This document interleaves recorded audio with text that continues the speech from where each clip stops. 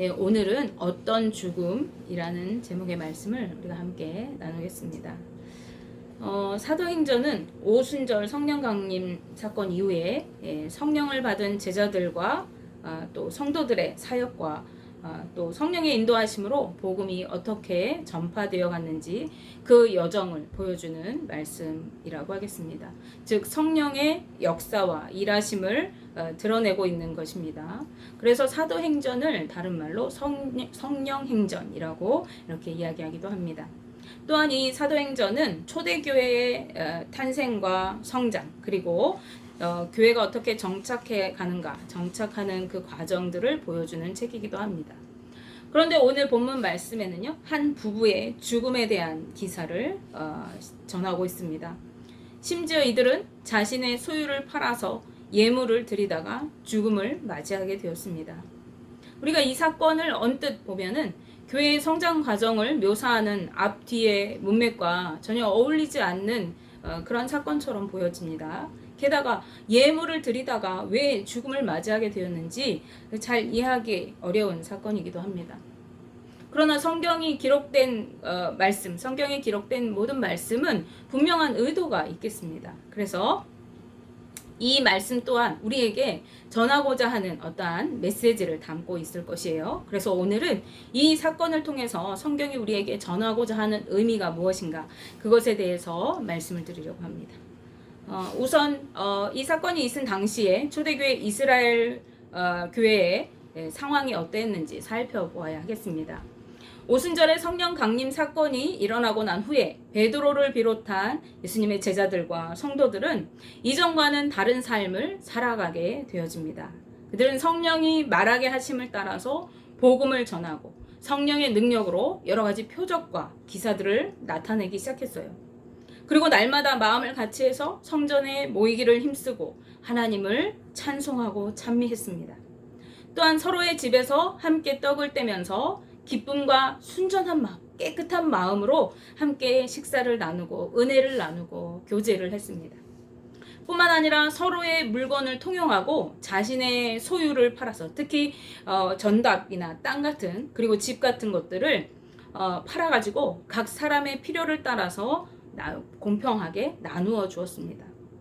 이러한 삶의 모습들을 통해서 교회는 점점 부흥을 이루고 구원받는 사람들이 날이 갈수록 더해져 갔습니다. 이러한 초대교회의 부흥은요, 예수님을 십자가에 못 박게 했던 당시 유대 종교 지도자들 대표하는 그 사내들인 공회에는 그 공회원들이 보기에는 눈의 가시와 같은 것이었어요. 그래서 이 유대교회에 의해서 교회가 핍박을 심하게 받게 되어집니다. 하지만 그 박해에도 불구하고 부흥의 역사는 멈추지 않고 계속되었습니다.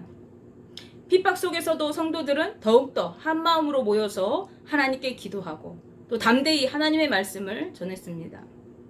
그들은 심지어 누구도 자신의 소유를 주장하지 않았고 한마음과 한뜻이 되어서 서로의 물건을 통용하고 함께 나누어 사용했습니다. 사도행전 4장 32절 말씀에 믿는 무리가 한 마음과 한 뜻이 되어 모든 물건을 서로 통용하고 자기 재물을 조금이라도 자기 것이라 하는 이가 하나도 없더라 라고 말씀합니다. 초대교회 성도들은요, 너와 나 이런 개념이 아니라 우리라는 하나의 개념을 가지고 마음을 합해서 거룩한 한 몸인 교회를 이루어 나갔기 때문에 그렇습니다. 그렇기 때문에 형제를 위해 기꺼이 자기의 소유를 내놓을 수가 있었던 것이고, 성경은 교회 중에 가난한 사람이 없었다라고 말씀합니다. 사도행전 4장 34절 35절 말씀에 그 중에 가난한 사람이 없으니 이는 밭과 집 있는 자는 팔아 그 판 것의 값을 가져다가 사도들의 발 앞에 두매 그들이 각 사람의 필요를 따라 나누어 줌이라 라고 말씀합니다. 이처럼 자신의 집과 땅을 기꺼이 팔아서 교회에 내놓는 사람들은 자신의 의도와는 다르게 자신이 의도하지 않아도 당연히 교회에서 덕을 세우는 자로 인정을 받고 칭찬과 명성을 얻게 되었을 것입니다. 그 대표적인 인물이 바로 본문의 바로 앞부분에 소개되고 있는 바나바입니다. 이 바나바라는 인물은 레위족 속에 속한 사람이에요. 그리고 이 사람의 본래의 이름은 요셉이라는 사람입니다. 요셉은 자신의 밭을 팔아서 사도들 앞에 가져다가 예물로 드렸습니다. 그런 요셉을 사도들은 위로의 아들이다 라는 뜻을 가진 바나바라고 불렀던 거예요. 이 같은 모습은 성령에 감동된 순수한 성도의 모습이라고 하겠습니다. 성령에 감동되어 가지고 하나님의 한량없는 사랑이, 그리고 예수님의 그 크신 은혜가 깨달아지게 될 때 우리는 주님께 너무나도 감사하고 내가 가지고 있는 것, 내 모든 것이라도 드리고 싶은 그러한 마음을 갖게 되는 것이죠. 그렇기 때문에 초대교회 성도들이 이렇게 할 수 있었던 것이고, 성령에 충만했던 그들이 당연한 모습이었던 거죠. 그리고 이러한 사랑의 섬김과 헌신으로 초대교회는 더욱더 든든히 세워져 갈 수가 있었던 것입니다. 그런데 이런 바나바와는 달리 오늘 등장하는 아나니아와 삽비라는 왜 자신의 소유인 땅을 팔아서 그 값을 가져다가 예물을 드리고도 죽음을 맞이하게 되었던 것일까요? 그들이 땅값의 전부를 드리지 않고 일부를 떼어놓았기 때문에 그들이 죽었을까요? 우리는 다음으로 이 죽음의 이유에 대해서 생각해 보아야 하겠습니다. 성경은 우선 사건의 주인공의 이름을 밝히고 있어요. 그의 이름은 아나니아라고 합니다. 이 아나니아라는 이름의 뜻은요, 여호와는 은혜로우시다 라는 의미예요. 그리고 그의 아내 삽비라라고 하는 이름은 아름답다 라고 하는 의미를 가지고 있어요. 그래서 이들의 이름을 미루어 볼 때 이들은 믿는 집안의 사람이었던 것으로 보여요. 하나님의 은혜를 입은 자고 또 아름다운 자인 거죠. 그리고 이 주석에 따르면은 이 아나니아라고 하는 사람은 교회에서 어떤 중직, 특별한 일을 담당하고 있던 사람이 아니라 평범한 신앙인 중에 한 명, 즉 평신도 중에 한 명이었을 거로 보입니다. 평신도임에도 불구하고 자신의 토지를 팔아다가 예물을 드리려고 한 것만 본다면 그는 너무나도 신실한 믿음의 사람으로 보여집니다.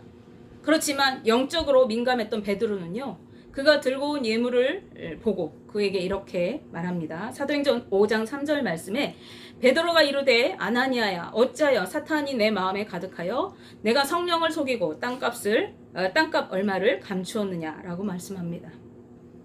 베드로는 지금 예물을 들고 나온 이 아나니아에게 그의 속에, 그의 마음에 사탄이 가득하였다라고 말씀하고 있습니다. 그것은 이 아나니아의 예물을 드리는 의도가 순수하지 않았다는 것을 의미하는 거예요. 아나니아는 자신의 소유를 팔아서 감사함으로 하나님께 온전히 드리기를 원했던 것이 아니었습니다. 이 아나니아의 의도는요, 바나바와 같이 순수한 마음으로 예물을 드렸던 다른 성도들이 누렸던 칭찬과 명성을 나도 누리고 싶은 그러한 욕심이 있었던 거예요. 다시 말해서 저 아나니아라는 성도는 믿음이 참 대단한 사람이야. 자신의 모든 소유를 팔아서 모두 하나님께 드린 것 좀 봐봐. 정말 믿음이 좋은 사람이야. 라고 하는 칭찬을 듣고 사람들 앞에 우쭐대고 싶었던 거예요. 그래서 하나님을 사랑하는 마음이 아니라 이러한 사람들의 인정을 받고 싶은 그러한 욕구에서 예물을 드리려고 했기 때문에 밭을 팔아서 전부 다 하나님께 드리려고 하니까 이것이 너무 아까운 마음이 들었던 것이죠. 그래서 일부를 집에 감추어 두고 남은 얼마를 가지고 하나님께 드리려고 했습니다. 그런데 그것이 발각되고 말았던 거예요. 발각되었다는 것은 무슨 뜻이죠? 그가 속이고 있었다는 것을 의미하는 것이겠습니다. 즉 그는 일부를 가져다가 그것이 전부인 것이라고 속이고 예물을 드리려고 했던 것입니다. 따라서 이 아나니아의 문제는 무엇이냐? 자신의 재산의 전부가 아니라 일부만 드린 것이 그에게 잘못된 것이 아니라 그것을 일부분임에도 불구하고 전부라고 거짓으로 속였다는 것이 문제가 되는 거예요. 그리고 이것은 사람을 속이는 것에 그치는 것이 아니라 하나님을 속이려는 행위가 되는 것입니다. 즉 하나님이 자신의 의도를 알지 못할 것이라고 여겼던 것이죠. 그리고 하나님을 속이려고 하는 것은 죄악된 행위인 것입니다.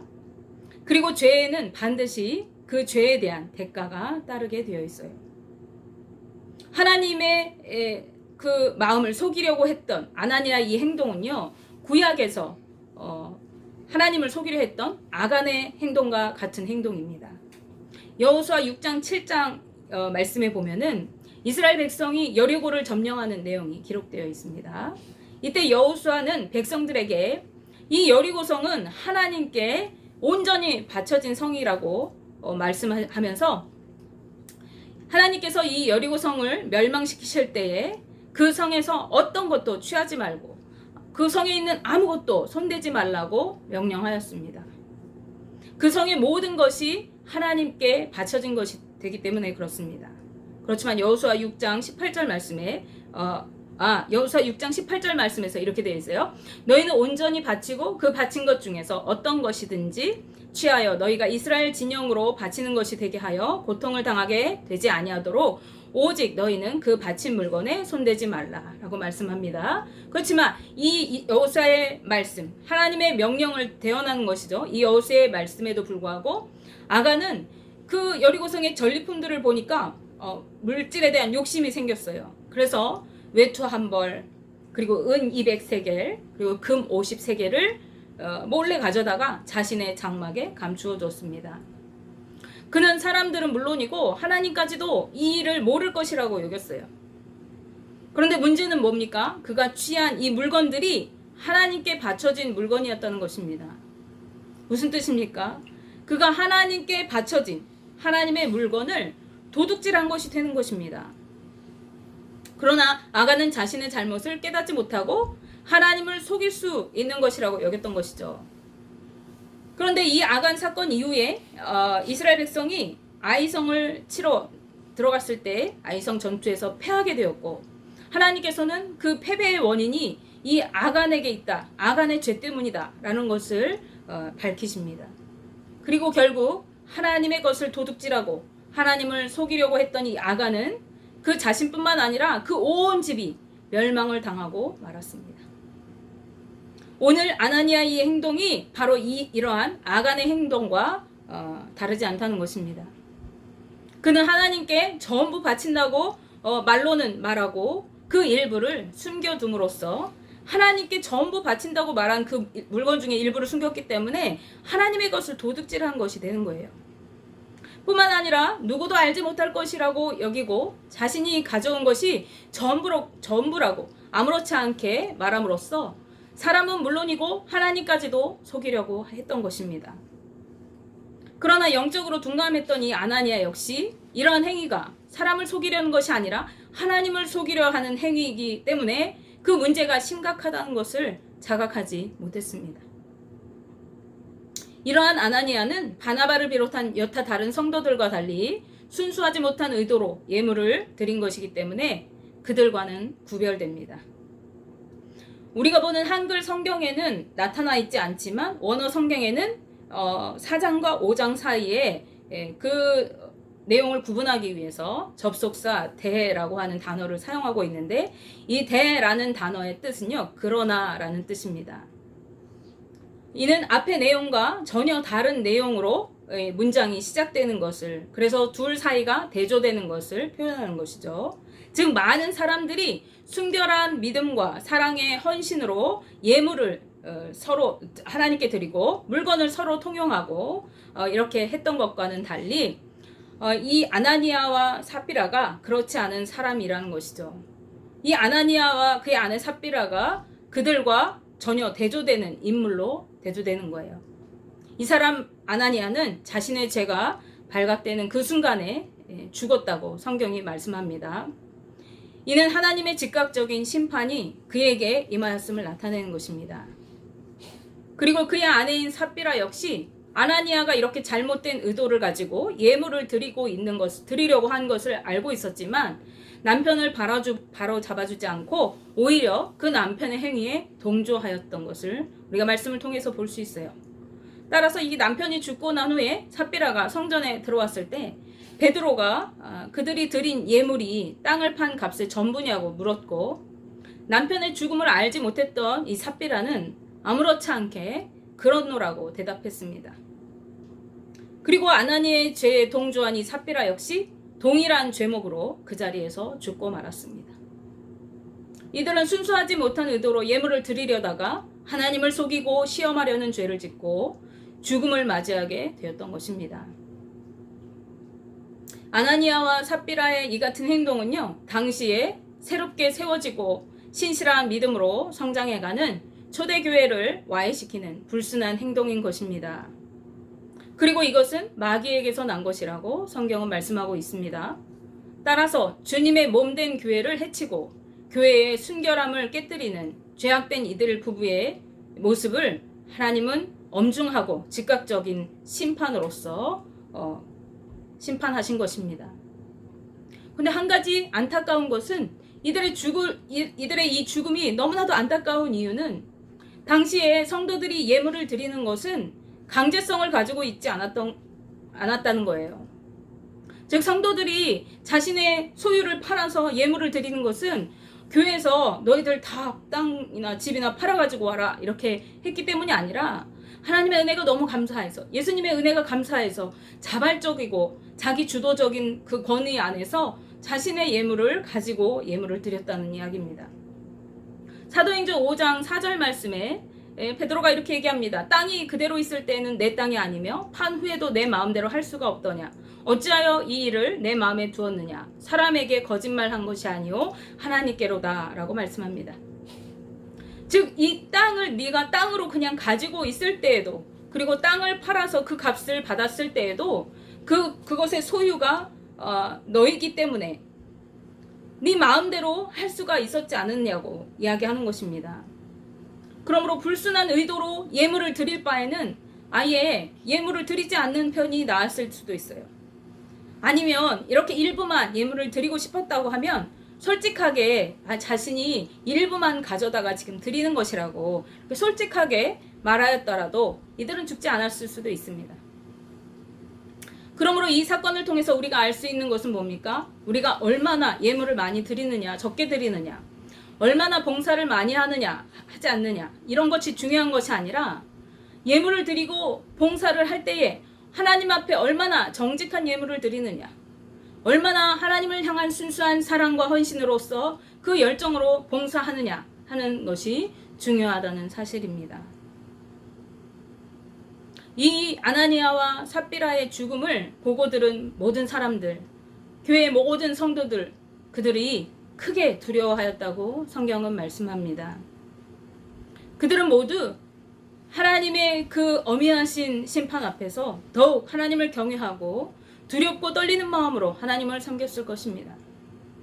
따라서 이 사건 이후에 교회는 더욱더 부흥하고 든든히 세워져 가게 됩니다. 성령의 능력으로 사도들을 통해서 표적과 기사들이 많이 일어나고 또 사람들은 한 마음으로 말씀을 듣기 위해서 모여들었습니다. 그리고 교회는 백성들에게 날로 칭송을 듣게 되었습니다. 그리고 교회에는 믿는 사람들이 날마다 더해져 갔습니다. 사도행전 5장 14절 말씀에 믿고 주께로 나오는 자가 더 많으니 남녀의 큰 무리더라 라고 말씀합니다. 이것은 무엇을 의미합니까? 교회에 불순한 그러한 의도의 사람들을, 교회를 와해시키고 죄로 물들일 위험이 있는 그 요소들을 제거하고 나니까 교회가 더 부흥하고 성장하고 더 든든히 세워졌어요. 이것은 교회가 능력 있는 교회로 성장하고 사명을 감당해 나가면서 부흥하기 위해서는 우선적으로 교회 내에 그 내적으로 순결함을 유지해야 한다는 것을 보여주는 것입니다. 즉 우리의 예배의 목적, 우리의 헌신의 목적, 우리가 예물을 드리는 목적, 우리가 봉사하는 목적이 하나님 앞에 순수하고 순결한 의도로 드려야 하고 또 예배를 드려야 하고 봉사해야 한다는 것을 의미하는 것입니다. 겉으로 사람에게 보여지는 것들은 하나님께 아무런 의미가 없습니다. 아무리 봉사를 많이 하고 헌금을 많이 하고 예배를 열심히 참여한다 해도 그 의도가 하나님께 너무나 감사하고 하나님께 기쁨이 되기 위해서 하나님을 너무나도 사랑하고 사모하기 때문에 드리는 것이 아니라 오늘 본문에 등장하는 아나니아와 삽비라와 같이 사람들에게 칭찬과 명성을 얻기 위해서, 사람들에게 그럴듯하게 보이기 위해서, 내가 교회에서 한 자리 차지하기 위해서, 내 이름을 높이기 위해서 교회에서 이렇게 행하는 것이라면 그것이 아무리 예배고 헌신이고 헌금을 드리는 것이라 해도 교회에 덕이 되지 못하고 하나님을 속이는 죄를 짓는 것이 되기 때문에 하나님이 기쁘게 받으시지 않는 헛된 것이 되고 맙니다. 오히려 외식하는 서기관과 바리새인들처럼 주님께 책망을 듣게 될 것이고 그것은 하나님께 심판을 받게 되어지는 죄로 나아가는 길이 되기 쉽다는 것입니다. 그리고 이런 사람들이 모인 교회는요, 겉으로 보기에 아무리 그 규모가 크고 화려하고 부흥한 것 같아 보여도 하나님과 상관없는 사람만 모이는 교회에 불과한 것입니다. 그러므로 우리의 예배의 목적, 우리의 섬김과 봉사의 목적, 우리의 헌신과 예물을 드리는 목적을 우리는 주님 앞에 순전하게 다시 세우고 신실한 믿음으로 주님 앞에 나와야 하는 것입니다. 원하기는 우리 모두가 순전한 믿음과 사랑의 섬김으로 주님 앞에 나아가고 주님의 능력과 은혜로 사명을 감당하는 거룩한 교회로 든든히 세워지기를 주님의 이름으로 축복하며 기도합니다. 기도하겠습니다.